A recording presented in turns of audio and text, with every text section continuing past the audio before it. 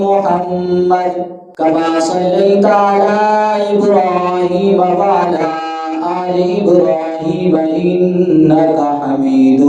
مجيد اللهم بارك على محمد وعلى آل محمد كما باركت على إبراهيم وعلى آل إبراهيم إنك حميد مجيد سامعین مکرم، رمضان المبارک کی مبارک ساعتیں گزرتی چلی جا رہی ہیں۔ خوش نصیب اور خوش قسمت لوگ وہ ہیں جو ان گھڑیوں کو نفع مند بنا رہے ہیں اور ان گھڑیوں کی قدر کرتے ہوئے بہت زیادہ حصہ اپنی زندگی کا وقت کا عبادت میں اللہ کو راضی کرنے میں گزار رہے ہیں۔ رمضان المبارک کا مہینہ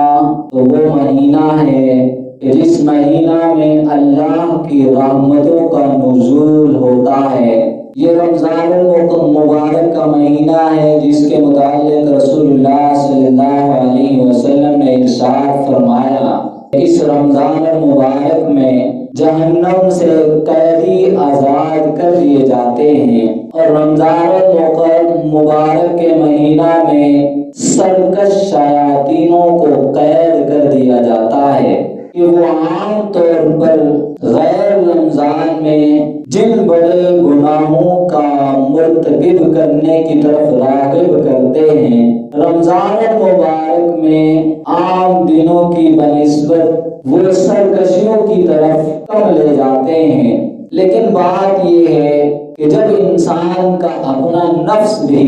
گناہوں سے نفرت کرتا ہو، گناہوں سے بچنا چاہتا ہو، لیکن اپنا نفس اگر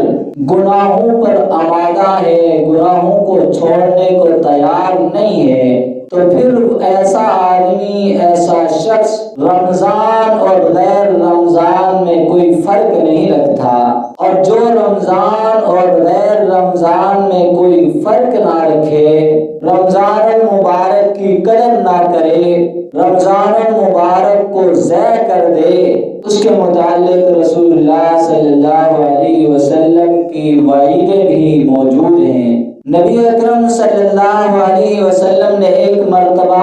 وعظ فرمانے کے لیے، خطبہ ارشاد فرمانے کے لیے منبر پر قدم مبارک رکھا۔ پہلی سیڑھی پر قدم رکھا تو فرمایا آمین، دوسری سیڑھی پر قدم مبارک رکھا تو فرمایا آمین، تیسری سیڑھی پر قدم مبارک رکھا تو پھر فرمایا آمین۔ صحابہ کرام رضی اللہ عنہ نے یہ منظر دیکھا، وہ صحابہ وہ آپ کے شاگرد رسول اللہ صلی اللہ علیہ وسلم کی ہر بات کو، ہر عمل کو نوٹ کرتے، محفوظ کرتے تھے۔ تو انہوں نے یہ عمل دیکھا تو فرمایا ضرور کوئی خاص بات ہوگی۔ رسول اللہ صلی اللہ علیہ وسلم سے عرض کیا کہ یا رسول اللہ، آپ نے اس طرح فرمایا ہے، پہلی سیڑھی پر قدم مبارک رکھا تو آمین، دوسری پر رکھا تو فرمایا آمین، تیسری پر رکھا تو فرمایا آمین، کیا ماجرا تھا؟ رسول اللہ صلی اللہ علیہ وسلم نے فرمایا کہ اس وقت میرے پاس جبریل امین علیہ السلام موجود تھے، اور انہوں نے اس وقت 3 بد دعائیں کی ہیں، اور انہی تینوں بد دعاؤں پر میں نے آمین کہی ہے۔ پہلی سیڑھی پر جب میں نے قدم رکھا تو جبریل امین نے کہا کہ ہلاک ہو جائے وہ شخص جس نے اپنی زندگی میں اپنے والدین کو پایا، والدین کو بڑھاپے کی عمر میں پایا، اور اس نے والدین کو راضی نہ کیا، والدین کو راضی کر کے جنت حاصل نہ کی۔ جبریل امین نے فرمایا ہلاک ہو جائے وہ شخص۔ اس دعا کے جواب میں، بددعا کے جواب میں رسول اللہ صلی اللہ علیہ وسلم نے فرمایا آمین۔ والدین کی خدمت، والدین کی رضا بہت اہم چیز ہے۔ اس کے متعلق رسول اللہ صلی اللہ علیہ وسلم کو ارشاد موجود ہے، فرمایا رضا ربی فی رضا الوالد، رب کی رضا والد کی رضا میں ہے۔ یہ رسول اللہ صلی اللہ علیہ وسلم کا فرمان ہے، یعنی جو شخص اپنے والدین کو راضی رکھ سکتا ہے وہ اس لائق ہے کہ وہ رب کو بھی راضی رکھ سکتا ہے، اور جو شخص اپنے والدین کو راضی نہیں رکھ سکتا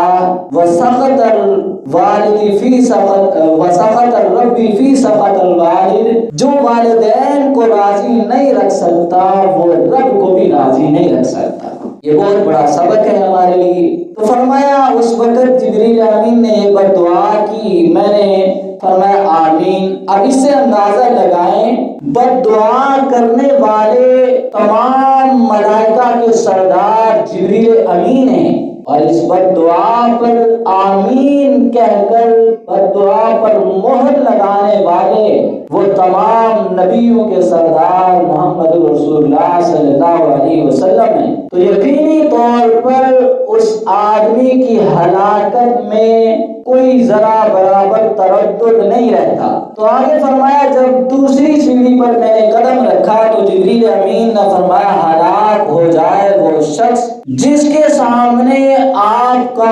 مبارک نام لیا جائے پھر وہ آپ پر درود نہ پڑھے۔ تو اس کے جواب میں بھی نبی کریم صلی اللہ علیہ وسلم نے فرمایا آمین۔ تو رسول اللہ صلی اللہ علیہ وسلم کا نام جب بھی پکارا جائے، نام جب بھی لیا جائے، ساتھ درود پڑھنا یہ لازم ہے۔ سب سے چھوٹا درود صلی اللہ علیہ وسلم ہے تو یہی پڑھ لینا چاہیے۔ تیسری بددعا فرمایا کہ جب تیسری سیڑھی پر میں نے قدم رکھا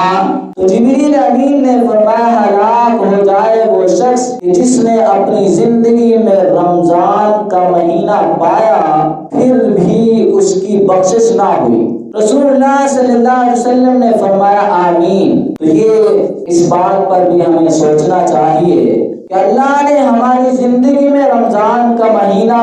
یہ نصیب فرمایا ہے، مہینہ مبارک گزر رہا ہے، تو ہم اپنے اندر خود ہی غور و فکر کریں ہم اس مہینہ کی کتنی قدر کر رہے ہیں، کتنا اس کا حق ادا کر رہے ہیں، اور اللہ نہ کرے کہیں ہم اس کو ضائع کر کے ان مبارک گھڑیوں کو گزار کر لاپرواہی میں کہیں ہم رسول اللہ صلی اللہ علیہ وسلم کی اس وعید کا، اس جبریل امین کی بد دعا کے کہیں ہم ذمہ دار تو نہیں بن رہے، وہ وعید اللہ نہ کرے ہم پر کہیں لازم تو نہیں آ رہی۔ تو اس بارے میں بھی ہمیں سوچنا چاہیے۔ اللہ نے یہ رمضان کی سعادت نصیب کی تو اس کا حق ادا کیا جائے، رمضان المبارک اس طرح گزارا جائے کہ ہم اس رمضان المبارک کے ذریعے اپنی مغفرت، اپنی بخشش اللہ سے کرا لیں۔ اس انداز سے رمضان گزرے ہمارا کہ ہماری زندگی کے اندر نیکیوں کی عادت پڑ جائے، اس انداز سے ہماری عبادات کی کثرت ہو کہ رمضان کی برکات کی وجہ سے پوری زندگی نیکیوں کا جذبہ، عبادات کا جذبہ باقی رہ جائے۔ اس لیے کہ رمضان کا روزے کا مقصد جو اللہ نے بتلایا ہے وہ فرمایا لعلکم تتقون، مقصد یہ ہے تاکہ تم متقی بن جاؤ، نیکوکار بن جاؤ، پرہیزگار بن جاؤ۔ تو یہ مقصد بتلایا، ہم اگر اسی مقصد کے مطابق پورا مہینہ گزاریں گے متقی بن کر، اللہ کے نیک بندے بن کر، عبادت گزاری میں، عبادات کی کثرت میں، عبادات کا شوق لگا کر رمضان گزاریں گے تو اللہ اس کا مقصد ہمیں عطا کر دیں گے، متقی ہمیں بنا دیں گے، پرہیزگار بنا دیں گے، جس کی وجہ سے پھر رمضان کے بعد والا پورا سال بھی اگر ہم نے رمضان صحیح گزارا ہے، اس رمضان کے صحیح گزارنے کی برکت سے پورا سال کی جو زندگی ہوگی وہ بھی اللہ نیکیوں میں گزاروائیں گے۔ اگر ہم نے رمضان المبارک کو ضائع کر دیا،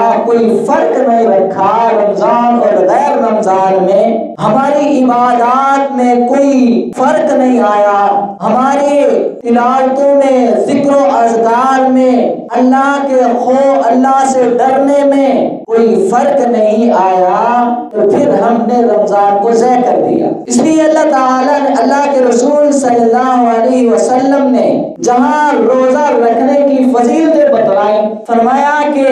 روزہ دار کے لیے آخرت میں کل محشر والے دن اللہ انعام یہ عطا کریں گے روزہ دار کو کہ جب سورج سر پر ہوگا، سورج کی تپش ہوگی، اللہ کے عرش کے سائے کے علاوہ کوئی سایہ نہیں ہوگا، ساری انسانیت تپش کی وجہ سے، گرمی کی وجہ سے سایہ کو ترسے گی۔ اس وقت اللہ کے کچھ نیکوکار، کچھ نیک بندے ایسے بھی ہوں گے جنہیں اللہ اپنے عرش کے نیچے سایہ نصیب فرمائیں گے۔ ان میں سے روزہ دار بھی ہیں جنہیں اللہ پاک اپنے عرش کے نیچے سایہ عطا کریں گے، اور یہاں تک بھی فرمایا کہ روزہ داروں کو یہ انعام بھی ملے گا، ساری انسانیت سائے کی وجہ سے، گرمی کی تپش کی وجہ سے پریشان پھر رہی ہوگی، روزہ دار کو اللہ انعام عطا کریں گے کہ وہ عرش کے نیچے دسترخوان بچھا کر دسترخوان پر بیٹھے ہوں گے۔ یہ کتنی بڑی سعادت کی بات ہے، کتنا بڑا اللہ کی طرف سے انعام مل رہا ہے۔ اور اس کے ساتھ ساتھ اللہ کے رسول صلی اللہ علیہ وسلم نے روزہ کو صحیح نہ رکھنا، روزہ کی قدر نہ کرنا، اس پر بھی وعیدیں فرمائی کہ روزہ رکھ لینا صرف روزہ بھوکا رہنے، پیاسا رہنے کا نام نہیں۔ روزہ رکھ کر پورا دن گناہوں میں گزارا تو وہ روزہ کی اصلیت وہ حاصل نہیں ہوگی۔ روزے کی اصلیت مقصد تو تقوی، متقی بنانا ہے۔ یہ روزہ رکھ کر گناہگاری میں مبتلا ہے، روزہ رکھ کر جھوٹ بول رہا ہے، غیبت کر رہا ہے، تو روزے کی فرضیت تو ثابت ہو جائے گی، اجر و ثواب نہیں ملے گا۔ تو اس لیے ہم نے روزہ کی اہمیت کو پہچان کر روزہ کو ہم صحیح گزارنے کی کوشش کریں۔ ایک حدیث میں رسول اللہ صلی اللہ علیہ وسلم نے فرمایا کہ روزہ مومن کے لیے ڈھال ہے، جس طرح ڈھال کے ذریعے سے جنگ میں انسان اپنے آپ کو، اپنے جسم کو بچا لیتا ہے، روزہ کا ایک ڈھال ہے مومن کے لیے، اس روزہ کے ذریعے سے گناہوں کو اپنے آپ سے بچا لیتا ہے۔ آگے فرمایا ڈھال ہے جب تک کہ اس کو پھاڑ نہ دے، ڈھال جب پھٹ جائے تو پھر جسم کی حفاظت نہیں کر سکتی۔ روزہ رکھ کر گناہوں میں مبتلا ہو گیا تو ڈھال کو پھاڑ دیا، مقصد کو پھاڑ دیا، اب گناہوں سے بچنا، روزے کی جو اصلیت، جو مقصد تھا وہ حاصل نہیں رہا۔ تو اس لیے اللہ تعالیٰ سے دعا ہے، اللہ تعالیٰ ہمیں رمضان المبارک کی قدر کرنے کی، زیادہ سے زیادہ عبادات اور زیادہ سے زیادہ ذکر و تلاوت، درود پاک کی کثرت اور دعاؤں کا اہتمام کرنے کی توفیق عطا فرمائے۔ وآخر دعوانا الحمدللہ۔